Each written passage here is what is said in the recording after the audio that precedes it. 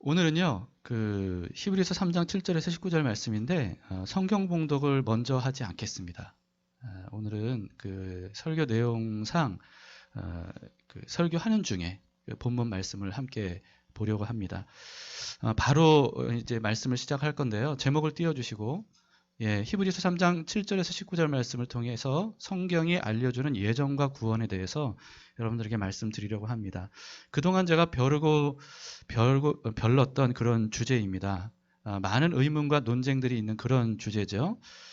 그동안 사실 담길 식구들에게는 제가 좀 부분적으로나마 이런 주제에 대해서 말씀드린 적이 있는데 오늘은 좀 종합적으로 정리를 좀 해보려고 합니다. 많은 분들이 아마 한국교회에서 신앙생활을 하는, 한국교회뿐만 아닐 것 같아요. 신앙생활하는 많은 사람들이 이 하나님의 선택과 예정에 대해서 굉장히 궁금하신 것 같고, 또 저도 여러 번 질문을 받았고, 거기에 대해서 좀 저 스스로도 참 대답을 하면서도 이게 맞는가라고 하는 그런 의문들이 많이 있었던 그런 주제입니다. 그동안 우리에게 알려졌던 예정론은 운명론적인 예정론이었잖아요. 그래서 하나님께서 구원받을 사람과 버림받을 사람을 창세 전부터 미리 다 선택하셨고 예정해 놓으셨다. 그래서 구원받기로 예정된 사람은 어떤 짓을 저질러도 결국은 예수님을 마지막에 믿고 구원을 얻게 되어서 천국 가게 될 것이고, 버림받기로 예정된 사람은 아무리 예수님을 믿으려고 해도 결국은 예수님을 믿지 않고 지옥 가게 되어 있다라고 하는 어떤 이런 운명론적인 예정론이 우리에게 알려져 있는 그런 하나님의 선택과 예정에 대한 내용입니다. 그러니까 이게 참 많은 의문과 논쟁을 불러일으킬 수밖에 없는 그런 교리죠. 운명론적인 예정론에 의하면 나는 구원받았는가? 라고 하는 질문은 나는 선택받았는가? 라고 하는 질문과 동일한 질문으로 여길 수밖에 없는 그런 내용입니다. 그러니까 선택받지 못한 사람은 결코 구원받지 못한다. 라고 하는 겁니다. 저는 참 이 운명론적인 예정론을 정말 이해해 보려고 너무 많은 애를 써봤습니다. 여러분들도 아마 많은 애를 썼을 거예요. 그래서 성경을 보면서도 운명론적 예정론에 이 성경 말씀을 막 끼워 맞추려고 노력을 많이 저도 했는데요. 근데 아무리 성경을 봐도 성경을 보면 볼수록 이게 운명론적인 예정론과는 맞지 않는 모순된 말씀들이 너무나도 많더라고요. 그러다가 불과 1, 2년 전쯤인 것 같아요. 1, 2년 전쯤. 결정적인 사실을 성경을 통해서 깨닫게 됩니다. 근데 깨닫고 보니까요, 그걸 통해서 하나님의 선택과 예정이 이런 거구나. 성경이 술술술 풀리는 거예요. 그리고 이렇게 당연한 걸 왜 그동안 몰랐을까? 이런 생각이 들 정도로 너무나도 쉽고 너무나도 당연하더라고요. 그래서 오늘은 그 부분에 대해서 좀 말씀을 드리려고 하는데, 근데 이제 제가 말씀드리려고 하는 이런 식으로 선택과 예정에 대해서 설명한 어떤 책이나 어떤 강의나 어떤 설교를 제가 들어본 적이 없어요. 이제 제가 스스로 깨닫게 된 거죠. 그러다 보니까 정말 조심스러운 겁니다. 그러니까 제가 이걸 깨닫고 난 다음에 이런 식으로 말하는 분이 계신가? 라고 하면서 유튜브도 많이 보고, 그리고 인터넷으로도 검색을 해보고, 그래도 제가 깨달은 식으로 설명하는 것을 어디도 볼 수 없었기 때문에 너무너무 조심스러운 거예요. 내가 이게 잘못 알고 있는 거 아닌가. 근데 성경을 보면 볼수록 이게 저는 확신이 듭니다. 그래서 이제는 좀 다른 분들에게도 공개적으로 이 부분을 좀 검증을 받고 싶다. 이런 생각이 들어서 오늘 종합적으로 말씀을 드리려고 하는데, 종합적으로 말씀드리려고 한다 할지라도요, 이게 오늘 설교 시간에 하는 내용이라 굉장히 제한된 시간에 하느라 좀 빠르게 진행이 될 겁니다. 그렇더라도 핵심 내용은 놓치지 않을 거고요. 그리고 여러분들도 듣기가 그렇게 어렵지 않을 겁니다. 너무나도 쉬운 내용이거든요. 다 알고 있는 내용을 여러분들에게 말씀드릴 거예요. 제가 깨달은 건 뭐냐 하면 하나님의 선택과 예정은 개인의 구원과 관련된 거죠. 근데 그보다 더 중요한 개념이 게 있다는 거예요. 그게 뭐냐 하면 하나님의 선택과 예정을 선교적인 차원에서 봐야 된다라고 하는 거죠. 선교적인 차원에서 봐야 된다. 그래서 선택과 예정에 관한 대표적인 말씀은 에베소서 1장인데, 에베소서 1장 4절 5절을 먼저 보겠습니다. 곧 창세 전에 그리스도 안에서 우리를 택하사, 선택하셨다는 거죠. 택하사 우리로 사랑 안에서 그의 앞에 거룩하고 흠이 없게 하시려고 그의 기쁘신 뜻대로 우리를 예정하사, 예정하셨다는 말씀이 나오죠. 예정하사 예수 그리스도로 말미암아 자기의 아들들이 되게 하셨으리. 자, 이런 식으로요. 에베소서 1장에는 선택, 예정, 결정, 작정, 계획하셨다. 이런 내용들이 에베소서 1장에 쭉 나옵니다. 근데 우리가 눈여겨봐야 되는 게 있어요. 여기서 선택받고 예정되었다라고 하는 우리가 선택받고 우리가 예정되었다라고 하는 그 우리, 여기서 말하는 우리, 에베소서에서 말씀하고 있는 우리는 누구를 지칭하는 것일까라고 하는 거죠. 이게 이제 운명론적 예정론으로 해석을 할 때 이게 여기서 말하는 우리는 구원받은 우리들, 모든 그리스도인들, 역사적으로 모든 그리스도인들을 의미한다고 이렇게 해석하는 것 같습니다. 근데 본문을 보면 그게 아니라는 거예요. 에베소서가 쓰여진 당시의 유대인, 그리스도인, 좁게는 바울 선교팀을 의미하고요. 넓게는 이스라엘, 다시 말해서 유대인 전체를 의미한다고 볼 수도 있습니다. 왜냐하면 여기서는 우리라고 나오죠. 근데 에베소서에는요, 우리 말고 너희가 또 따로 나와요. 너희. 우리와 대조되는 그런 너희가 나오는데요. 이 너희는 에베소서 1장, 2장, 아무튼 에베소서를 보면 너희는 누구냐 하면 이 편지를 받은 에베소서의 이방인 그리스도인들을 말하는 겁니다. 에베소서 교인들이죠. 이방인 그리스도인들.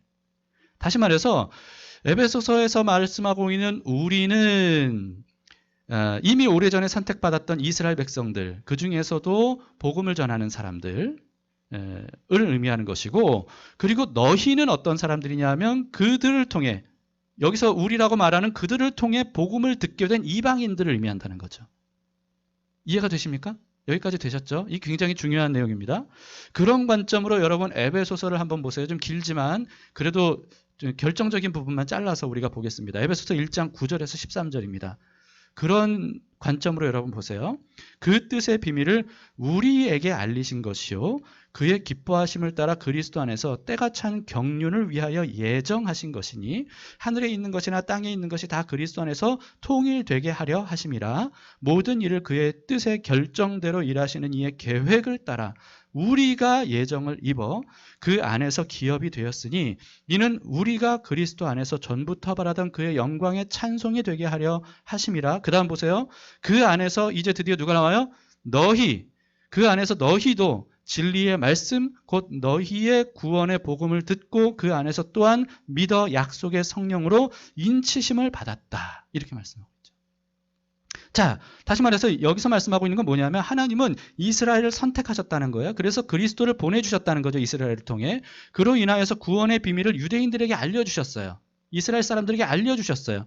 그리고 이 구원의 비밀을 알게 된 이스라엘 사람들을 통해서 때가 찬 경륜을 따라서 모든 이방 민족들에게 복음이 증거되도록 하시는 것이 하나님의 예정이라는 거예요. 이해가 되시나요? 그래서 그 복음을 이방인인 에베소 사람들, 너희들이 듣고 믿어서 성령의 인치심을 받았다. 라고 말씀하고 있는 거죠. 이어서 2장에서, 에베소서 2장에서는요, 우리와 너희에 대해서 계속 나오거든요. 근데 여기서 말하는 우리는 유대인, 너희는 이방인. 2장에서는 어떤 말씀하고 있냐면, 이런 유대인과 이방인 사이에 원수처럼 막혔던 담을 예수 그리스도께서 십자가에서 자기 육체로 허물으셨다는 거예요.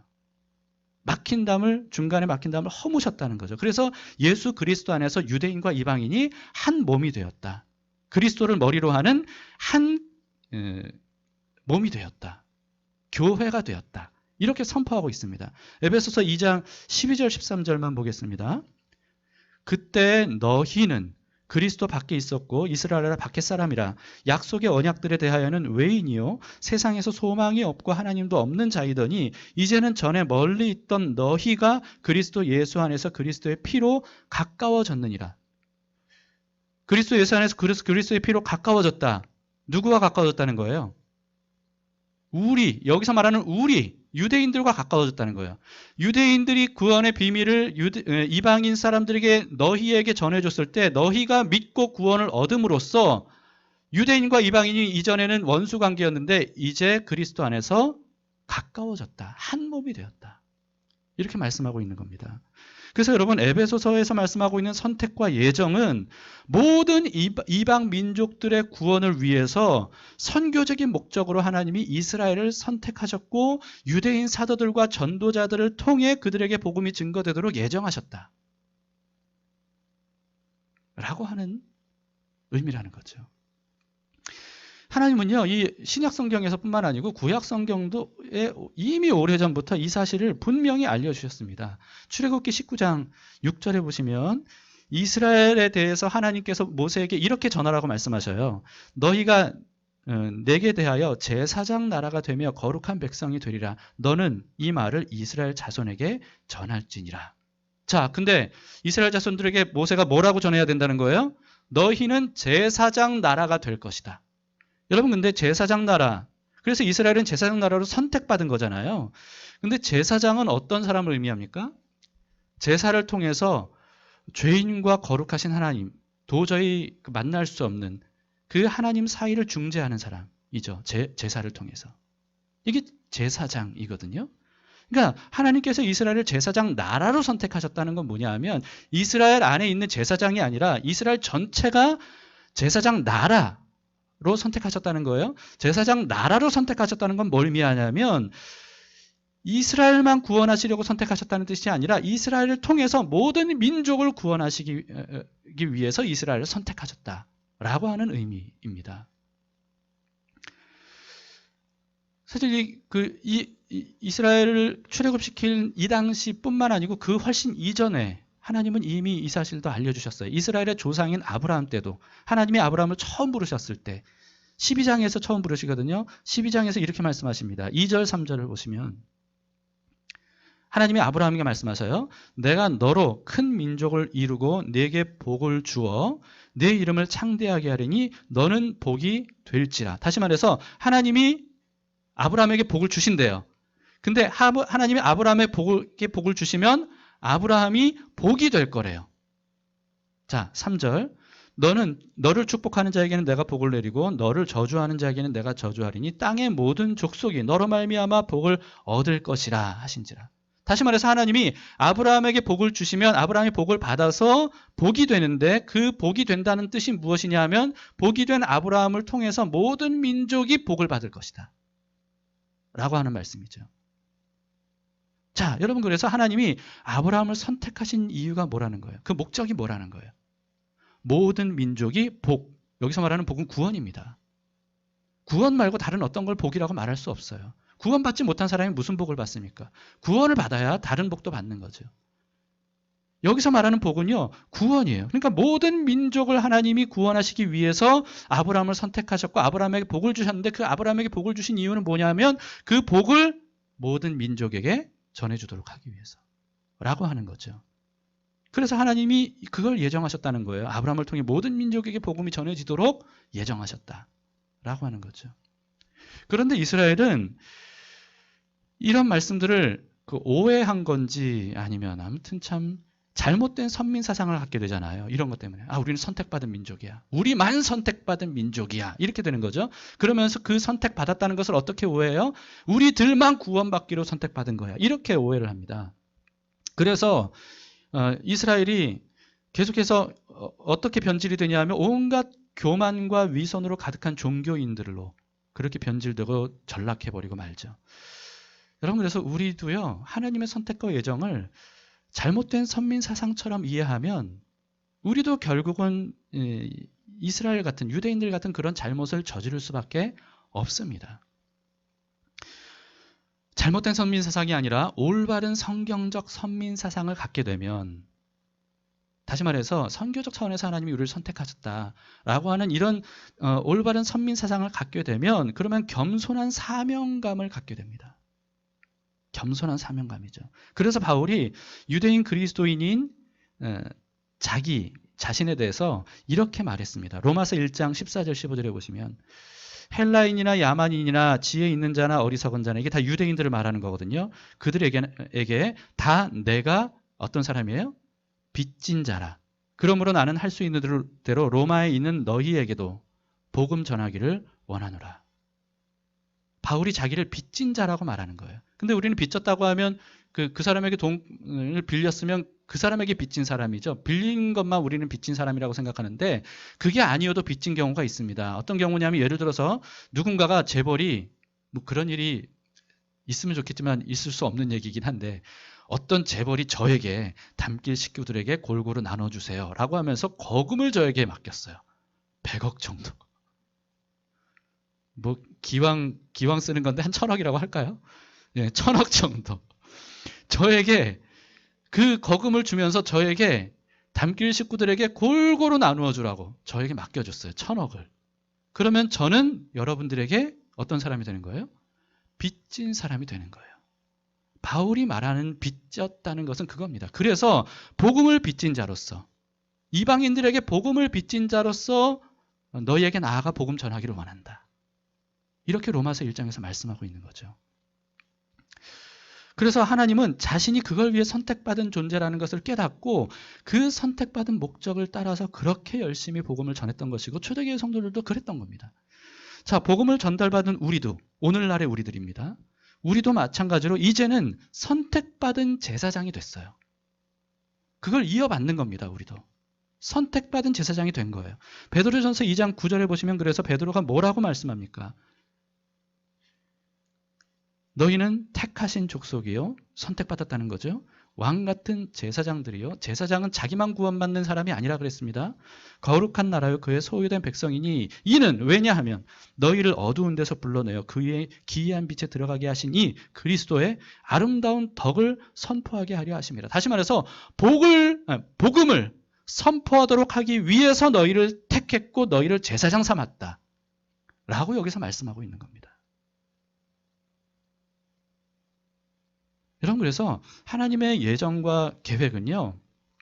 이렇게 이스라엘에게서 시작된 복음, 이스라엘을 선택하셔서 이스라엘에게 구원의 복음을 그 비밀을 알려주신 하나님께서 이스라엘에서부터 시작된 복음, 그게 이방인들에게 전해지게 되고 그래서 전해들은 사람들이 또 다른 사람들에게 복음을 전함으로써 천하 만민에게 복음이 증거되도록 그래서 모든 민족이 복음을 듣고 구원을 얻도록 하는 것. 이게 바로 하나님의 계획이고 하나님의 예정이라는 거죠.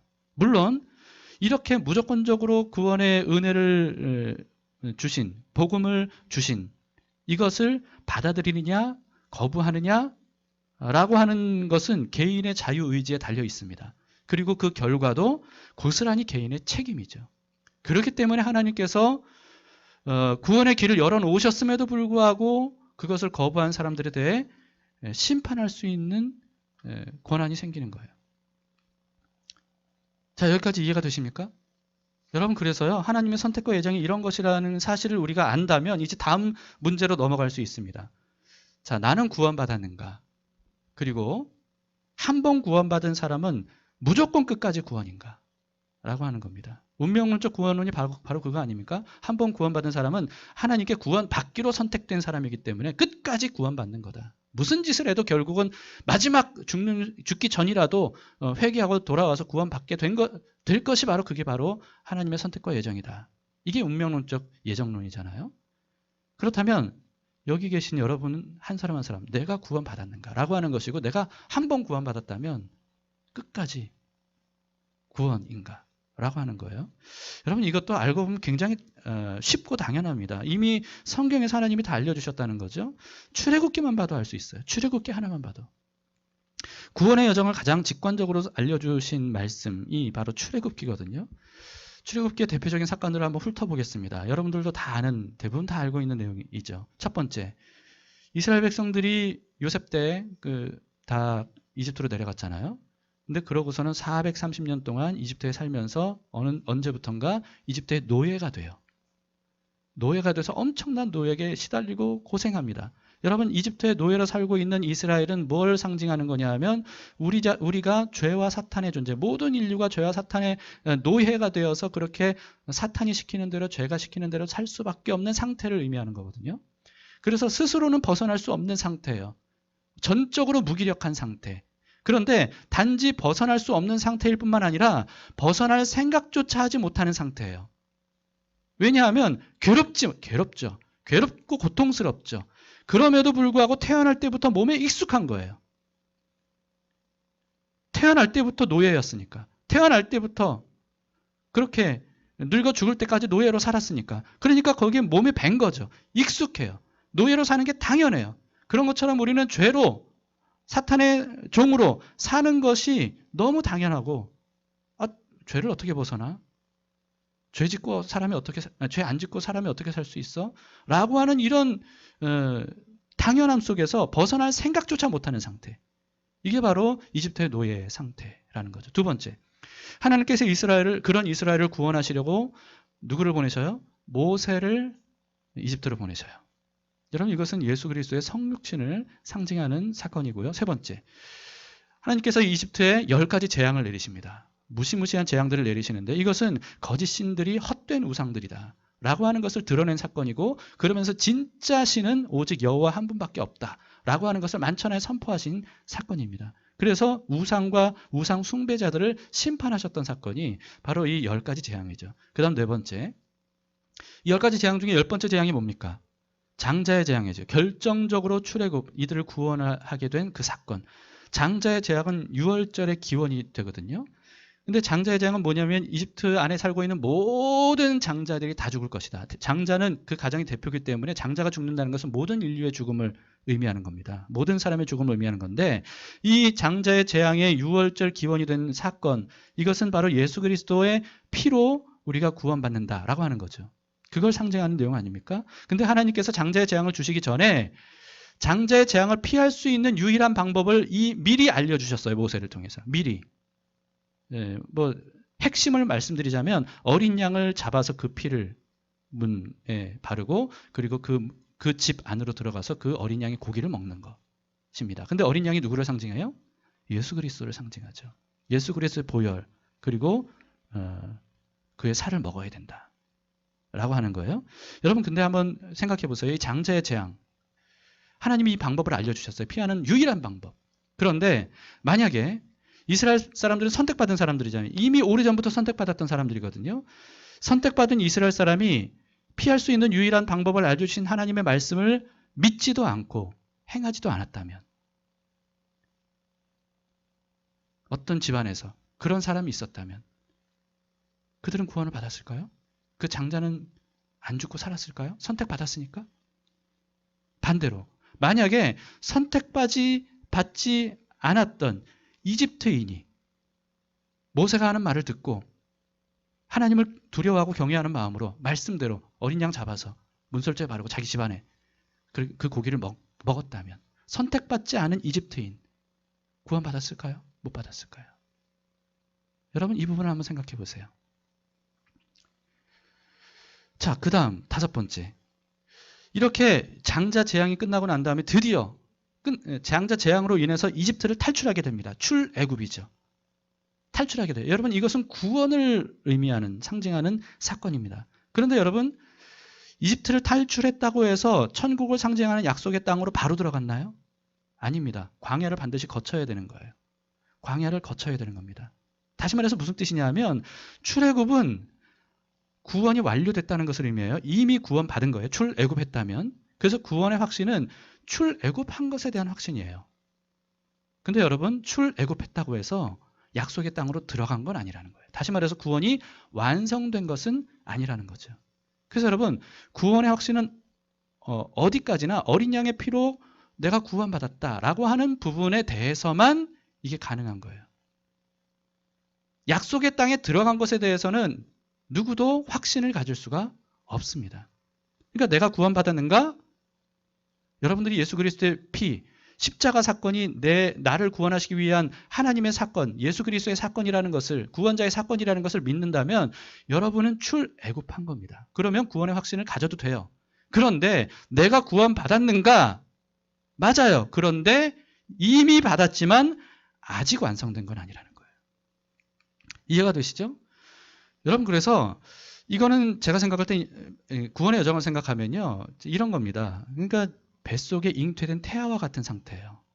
출애굽한 이스라엘 백성들, 그리고 예수님을 십자가를 믿고 구원받은 우리들은 뱃속에 잉태된 태아와 같은 상태. 새 생명이 이미 이 세포 분열을 통해서 일어난 겁니다. 새 생명이 된 거예요. 그러나 아직 출생한 건 아니에요. 여러분, 그래서 잉태됐다고 해서 모두 다 출생하는 건 아니죠.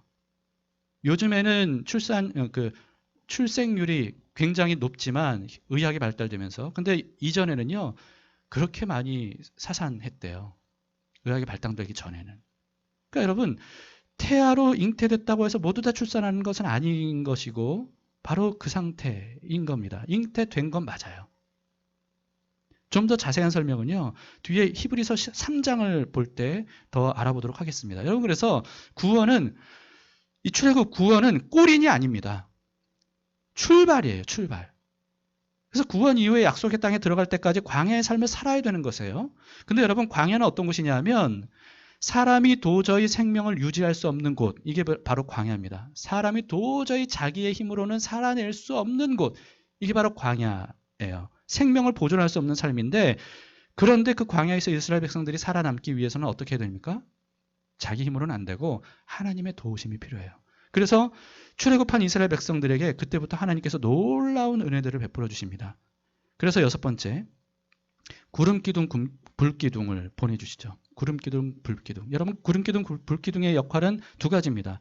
선한 목자처럼 이스라엘 백성들, 광야의 이스라엘 백성들을 보호하는 거예요. 낮에는 뜨거운 태양으로부터, 밤에는 그 불기둥으로 뚝 떨어지는 추위로부터. 일교차가 엄청나대요, 광야에서는. 보호하는 거죠. 그리고 보호뿐만 아니라 인도하시는 겁니다. 갈 길을 선한 목자처럼. 그래서 불기둥, 구름기둥이 떠오르서 진행하면, 그러면 이스라엘 백성들도 그걸 따라가는 거예요. 불기둥이, 구름기둥이 어딘가에 멈추면 거기에 멈추는 거예요. 구름기둥이 오른쪽으로 가면 이스라엘 백성들은 오른쪽으로 가고, 왼쪽으로 가면 왼쪽으로 가고. 그러니까 이 불기둥, 구름기둥이 결국은 약속의 땅까지 가는 길을 인도하는 역할을 하게 되죠. 그리고 7번째, 홍해로 다다르게 됩니다. 막다른 홍해, 바다. 막다른 바다를 당도하는데, 근데 그 홍해를 건넙니다. 홍해 도하 사건이죠. 여러분, 이것은 세례를 상징한다고 고린도전서 10장 2절에서 말씀하고 있습니다. 고전 10장 2절에 보시면 모세에게 속하여 다 구름과 바다에서 세례를 받았고, 여러분, 구원받은 사람에게 세례가 임하였다라고 하는 의미입니다. 그래서 과거에 자아는 죽고 하나님 나라 백성의 신분이 되었음을 상징적으로 나타내는 사건이 이 홍해 사건이라는 거예요. 그래서 홍해 사건 이후에는 이전으로 결코 돌아갈 수 없다라고 하는 것을 선언하는 거죠.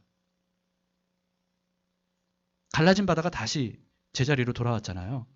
그러니까 홍해를 건넌 사람은 더 이상 이전의 자아는 죽었기 때문에 과거로 돌아갈 수 없다라는 것을 선포하는 사건입니다. 그리고 8번째, 하나님은 이스라엘 백성들에게 만나를 내려주셔요. 만나를 내려주십니다. 여러분, 만나는 영의 양식을 상징하죠. 생명의 말씀을 의미하는 게 바로 만나입니다. 근데 여러분, 광야에서는 살아남으려면 이게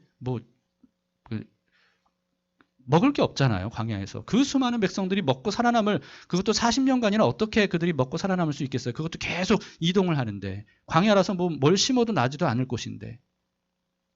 여러분, 그래서 광야에서 살아남으려면 방법이 하나밖에 없습니다. 하나님이 날마다 주시는 만나를 날마다 먹어야 돼요. 날마다. 하나님은 날마다 먹도록 그렇게 정하셨어요.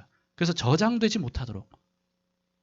매일 하늘을 바라보면 하늘에서 내려오는 만나를 받아 먹어야만 광야에서 살 수 있었어요. 그런데 이 만나가 무엇을 상징하는지 신명기 8장 3절에서 말씀합니다.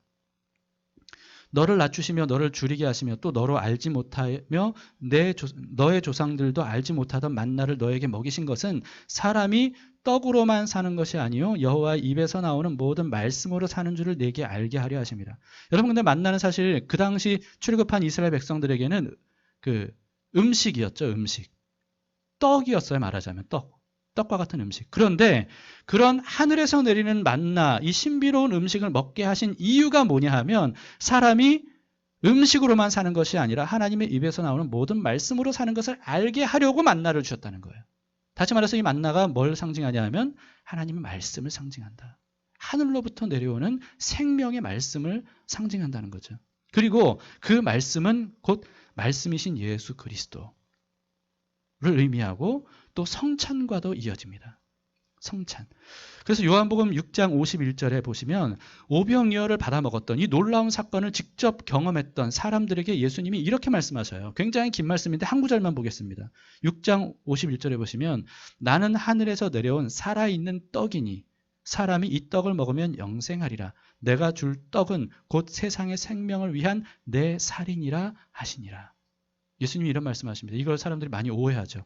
인육을 먹으라는 뜻이라 오해를 하는데요. 그런 의미가 아니라 십자가에서 죽으신 예수 그리스도의 살과 피를 먹고 마시는 믿음, 실제로 먹고 마시는 게 아니라 믿음으로 받아들이는, 그래서 예수 그리스도를 내 안에 모시는, 나의 살과 피가 되도록, 내 생명이 되도록 하는, 이게 성찬 아닙니까? 성찬이 또 그걸 상징적으로 나타내는 예식이죠. 여러분, 그런 예수 그리스도를 내 안에 만나처럼 먹고 말씀을 예수 그리스도이신 말씀을 내 안에 계속 채울 때 이 광야 같은 삶을 살아낼 수 있다는 거예요.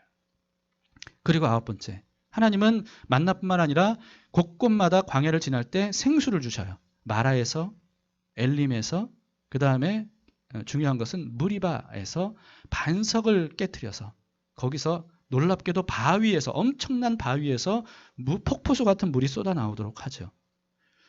여러분, 그 광야에서의 생수는요, 그것도 예수 그리스도를 의미합니다. 예수님의 보혈, 반석은 예수 그리스도를 의미해요. 근데 반석에서 터진 물, 그것은 예수님의 몸에서 나온 보혈을 의미합니다. 피를 의미합니다. 그리고 예수님이 보내주신 성령, 그리스도의 영을 상징하기도 하죠. 사마리아 수가성 여인에게 예수님께서 요한복음 4장 14절에서 이렇게 말씀하셨습니다. 내가 주는 물을 마시는 자는 영원히 목마르지 아니하리니 내가 주는 물은 그 속에서 영생하도록 솟아나는 샘물이 되리라. 예, 이 영생하게 하는 샘물을 주시는 분이 바로 예수 그리스도라는 거예요. 그리고 요한복음 7장 38, 39절에서는요. 나를 믿는 자는 성경의 이름과 같이, 예수님을 믿으면 성경에서 말씀하고 있는 것처럼 어떻게 된다는 거예요? 그 배에서 생수의 강이 흘러넘치리라. 목마르지 않은 생수를 계속해서 공급받을 수 있다는 거죠. 이는 그를 믿는 자들이 받을, 누구를 가리켜요? 성령을 가리켜 말씀하신 것이라. 이렇게 알려주십니다. 다시 말해서 예수 그리스도를 믿으면 내 안에 들어오신 예수 그리스도로 인하여 성령께서 우리를 목마르지 않게 만족한 은혜를 베풀어 주신다. 생명을 부어주신다라고 하는 겁니다. 자, 그리고요, 10번째, 어떤 일이 일어나냐면 아말렉과의 전투가 일어납니다. 그러니까 아말렉 민족이 광야 길을 가고 있는 이스라엘 백성들을 공격해요. 그래서 싸우게 되죠. 여러분, 이 아말렉은 약한 곳을 공격하는 비열한 약탈자들, 약탈하는 민족입니다. 그래서 뒤처진 이스라엘 백성들을 공격하면서 약탈을 하는 아주 비열한 그런 그 족속인데, 이게 바로 사탄을 의미합니다. 사탄과의 전쟁을 했다는 것이 바로 아말렉과의 전투를 의미하고요. 그리고 그 아말렉과의 전투에서 승리하는 법을 하나님이 이 전투를 통해서 알려주시죠. 그 자세한 내용은 여러분들이 성경을 보시면 되고요. 그리고 11번째, 드디어 어디로 도달하게 되냐면 시내산으로 도달하게 됩니다. 시내산에서 모세가 시내산 꼭대기로 올라가고 백성들은 밑에서 기다리죠. 그때 하나님이 이스라엘 백성과 언약을 맺으셔요. 이것을 시내산 언약이라고 말합니다. 근데 이 언약을 맺었다는 것은 말하자면 여러분 쉽게 생각하려면 결혼 서약을 생각하시면 돼요. 결혼 서약같이 그렇게 관계를 맺는, 다시 말해서 서로의 신뢰를 깨뜨리지 않는 관계를 약속한 거죠. 이게 이제 시내산 언약입니다. 그리고 언약의 내용이 뭐냐 하면 10계명이에요. 10계명. 10계명을 지켜야 되는 거예요. 그리고 12번째, 10계명뿐만 아니라 하나님이 이스라엘 백성들, 출애굽한 이스라엘 구원받은 사람들에게 율법을 주시죠. 율법은 뭐냐 하면 구원받은 하나님의 나라 백성들이 천국 시민권자로 사는 법을 의미합니다. 그래서 수많은 우상들을 섬기던, 그 당시 이제 모세 율법은 뭐였냐면 수많은 우상들을 섬기던 이집트인 또는 들어갈 가나안인들과는 구별된 삶을 살아야 된다. 이집트인 가나안인들은 이런 짓들을 하지만 너희는 그들과 구별된 이런 삶을 살아야 된다. 라고 하는 것을 말씀하신 것이 바로 율법과 규례입니다. 그래서 부정한 것이 무엇인지, 가까이 하지 말아야 될 것, 거룩함을 지키기 위해서는 어떻게 해야 되는지를 알려주시고, 그리고 만약에 부정한 것에 노출됐다면 어떻게 해결해야 되는지, 이것을 알려주시는 말씀들, 율법에서 말씀하시죠. 그리고 13번째, 이게 이제 시내산에서 있었던 일이에요. 13번째, 시내산에서 하나님이 아주 중요한 것을 명하셔요. 그건 뭐냐 하면 성막을 만들라 말씀하시고, 성막에서 제사를 드려라 말씀하시고, 그리고 제사를 집례할 제사장을 세우라 이렇게 말씀하셔요.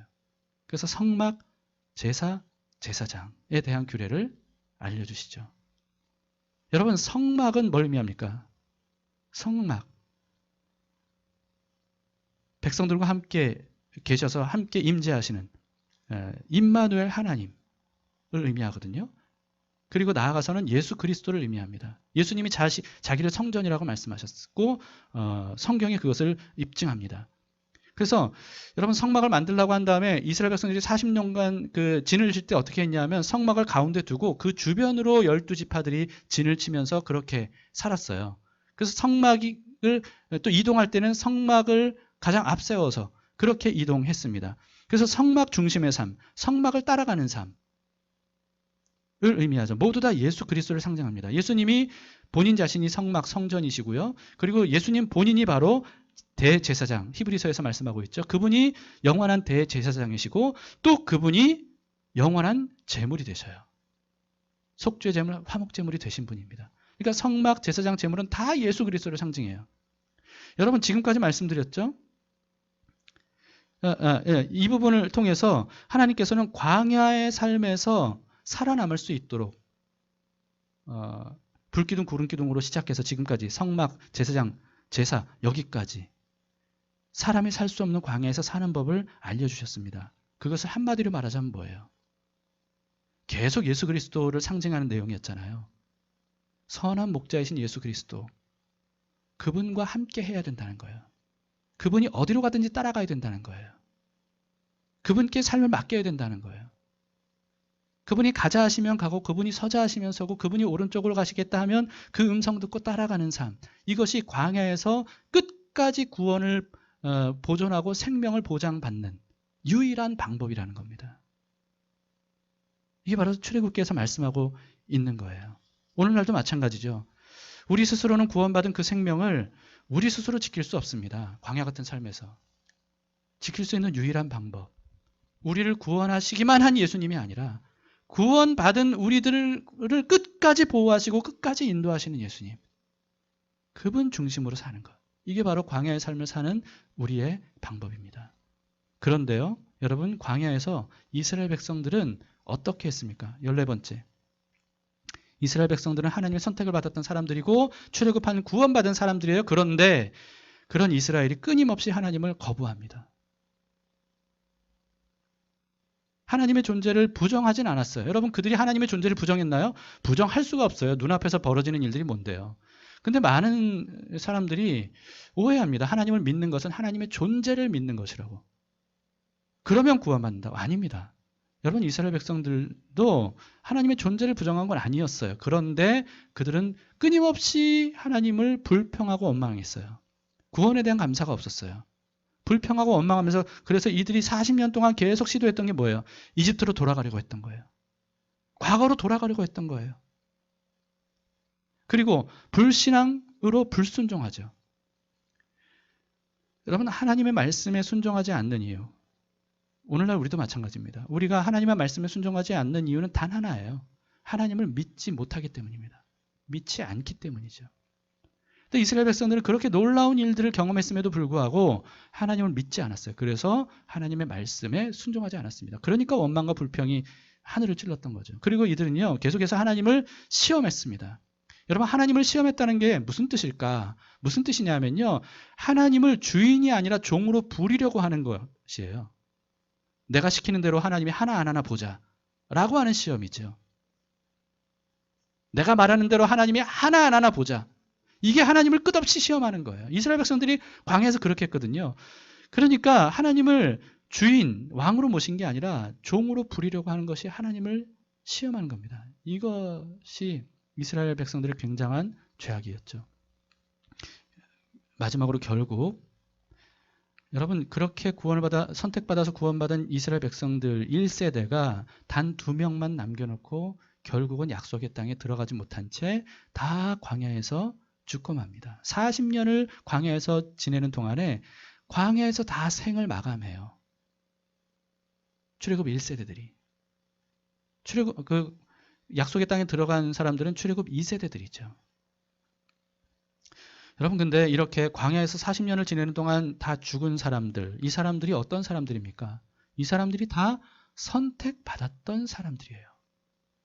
구원을 확신했던 사람들입니다. 그런데 약속의 땅에 들어가지 못했다는 것.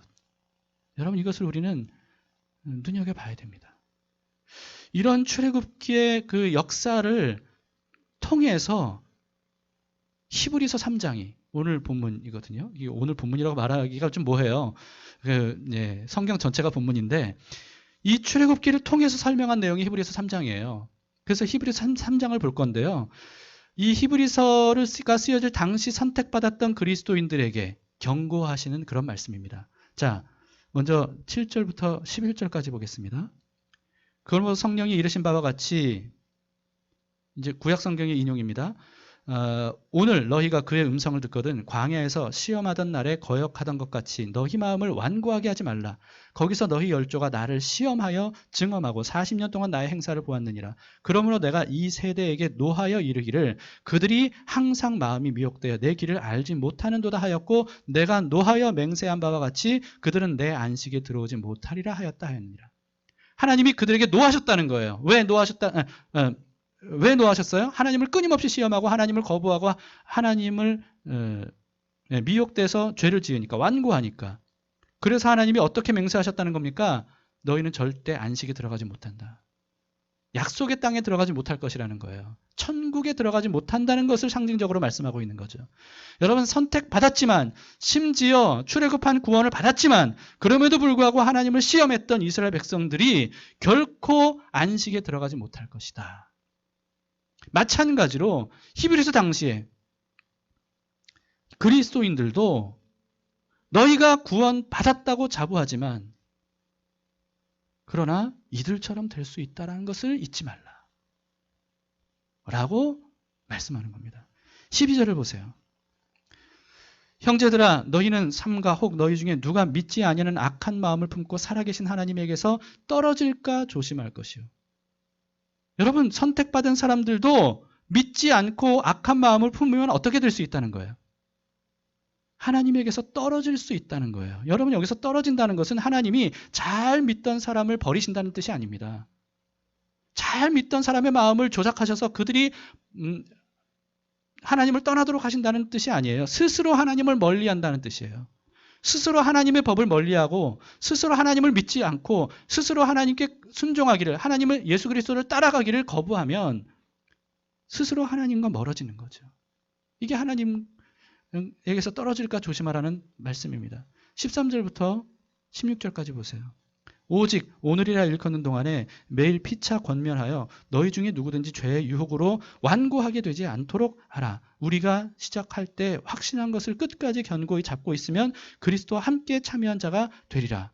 여러분, 그리스도와 함께 참여하는 자가 되는 것, 이 조건이 있다는 거예요. 그래서 15절에 이어서 보시면 성경에 일렀을 때 오늘 너희가 그의 음성을 듣거든 경노하시게 하던 것 같이 너희 마음을 완고하게 하지 말라 하였으니 듣고 경노하시게 하던 자가 누구냐? 모세를 따라 애굽에서 나온 모든 사람이 아니냐? 여러분, 하나님을 경노하게 하셨던 사람들이 누구라는 거예요? 완고함으로 하나님을 경노하게 하셨던 사람들은 이집트에서 나왔던 사람들이라는 거예요. 구원의 은혜를 받았던 사람들이라는 거예요. 그런데 그들이 범죄함으로 하나님을 경노하시게 했다라고 하는 거죠. 17절부터 19절 마지막 보겠습니다. 또 하나님이 40년 동안 누구에게 노하셨느냐? 누구에게 노하셨어요? 그들의 시체가 광야에 엎드려진 범죄한 자들에게가 아니냐? 또 하나님이 누구에게 맹세하사 그의 안식에 들어오지 못하리라 하셨느냐? 곧 순종하지 아니하던 자들에게가 아니냐? 이러보건대 그들이 믿지 아니함으로 능히 들어가지 못한 것이라. 하나님이 그들에게 노하신 이유가 뭐라는 겁니까? 40년간 이들이 구원을 받았음에도 불구하고 하나님을 믿지도 않고 순종하지도 않고 지속적으로 죄를 지었기 때문이라는 거예요. 출애굽할 당시에는 하나님을 믿었어요. 그래서 출애굽했던 거죠. 믿지 않았다면 따라 나섰겠습니까? 믿었어요. 장자 재앙에서 자신들을 구원해내고 이집트에서 자신들을 구원해내신 여호와 하나님을 믿어서 따라 나왔던 거예요. 그런데 광야의 삶을 살면서 그 하나님을 더 이상 믿지 않은 거죠. 신뢰하지 않은 거. 그래서 순종하지 않고 계속 이집트로 돌아가겠다고 고집을 피우면서 불평 원망을 쏟아내고 하나님을 시험하고 온갖 그 이집트에서 배웠던 죄와 잘못들을 행하는 거죠. 그래서 하나님이 아무리 말씀해도 안 되는 이들에게 노하셔서 결국은 들어가지 못하게 된 것입니다. 바울도 이렇게 일깨워 줬습니다. 고린도전서 10장 1절에서 6절을 보십시다. 형제들아 나는 너희가 알지 못하기를 원하지 아니하노니 우리 조상들이 다 구름 아래에 있고 바다 가운데로 지나며 모세에게 속하여 다 구름과 바다에서 세례를 받고 다 같은 신령한 음식을 먹으며 다 같은 신령한 음료를 마셨으니 이는 그들을 따르는 신령한 반석으로부터 마셨음에 그 반석은 곧 그리스도시라. 다시 말해서 구원받은 이스라엘 백성들은 광야에서 엄청난 하나님의 역사들을 행하심을 눈으로 직접 목격했다는 겁니다. 말도 안 되는 기적들을 이들은 보았다는 거예요. 구원을 받았을 뿐만 아니라 놀라운 은혜와 증거들을 직접 목격하고 경험했던 사람들이죠. 그런데 5절에 보시면 그러나 그들의 다수를 하나님이 기뻐하지 아니하셨으므로 그들이 광야에서 멸망받았느니라. 이러한 일은 우리의 본보기가 되어 출애굽한 이스라엘 백성들이 본보기로 봐야 된다는 겁니다. 우리로 하여금 그들이 악을 즐겨한 것 같이 즐겨하는 자가 되지 않게 하려 함이니. 여러분 아무리 출애굽처럼 예수 그리스도를 통해 구원을 받고 놀라운 은혜를 받았다 할지라도 그 이후에 난 구원받았어 라고 하면서 무슨 짓을 해도 난 구원받은 사람이야 라고 하면서 악을 즐겁게 행하면 그 사람은 결국 약속의 땅에 들어가지 못한다는 겁니다.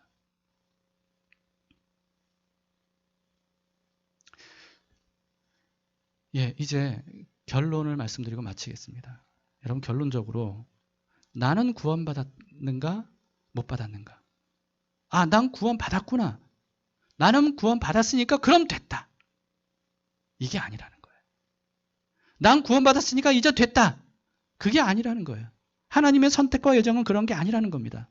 그 이유는 첫 번째, 여러분 먼저 선택받아서 구원을 받은 우리들은 그때부터 구원의 삶을 살아가야 되는 광야의 삶이 우리에게 놓여져 있다는 거죠. 우리는 현재 광야를 살아가고 있는 겁니다.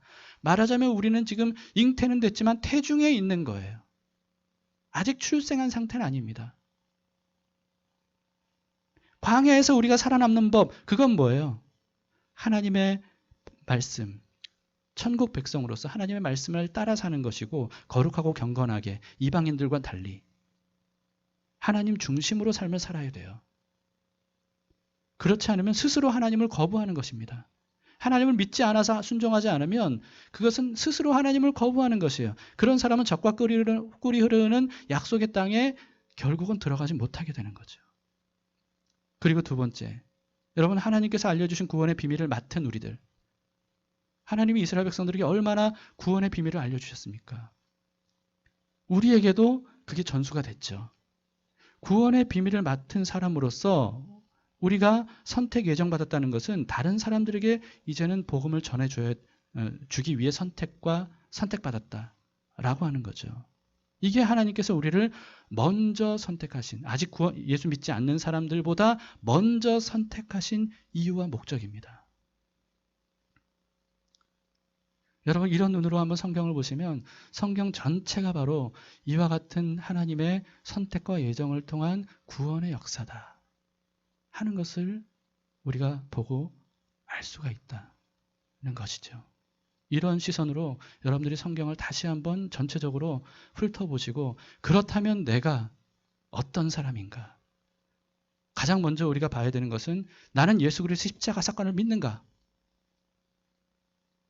구원받을 유일한 방법인 예수 그리스도의 살과 피, 이것이 날 위한 사건임을 내가 믿는가? 믿는다면 여러분 출애굽한 겁니다. 구원의 확신 가져도 돼요. 그런데 그것은 출발일 뿐임을 아셔야 됩니다. 이제 우리는 광야의 삶을 지금 살아가고 있어요. 그 구원받은 새 생명을 끝까지 유지할 뿐만 아니라 성장하는 비결은 뭐냐 하면 오직 예수 그리스도예요. 말씀이신 예수 그리스도. 그리스도의 영을 통해 보호받고 인도함을 받는 것. 끊임없이 예수 그리스도를 내 안에 모시는 것. 과거의 나로 사는 것이 아니라 나의 삶을 인도하시는 그리스도를 따라가는 양으로 사는 것. 여러분, 이것이 우리가 결국은 구원을 완성받는 약속의 땅까지 들어가는 방법입니다. 이 구원의 여정을 우리 마음속 깊이 생각하면서 광야를 살고 있는 우리들, 여러분 아무리 힘들고 어려워도 예수님이 함께 하십니다. 우리를 내버려 두지 않으십니다. 불기둥 구름기둥 만나와 외출하기 생수로 우리가 하나님을 바라보기만 하면 얼마든지 우리에게 부어주시는 그 하나님이 오늘 고단하고 힘든 우리의 삶에 함께 하시고 앞서 행하고 계십니다. 여러분 그 사실을 믿음으로 우리가 이 구원의 여정을 끝까지 완주할 수 있기를 축복합니다.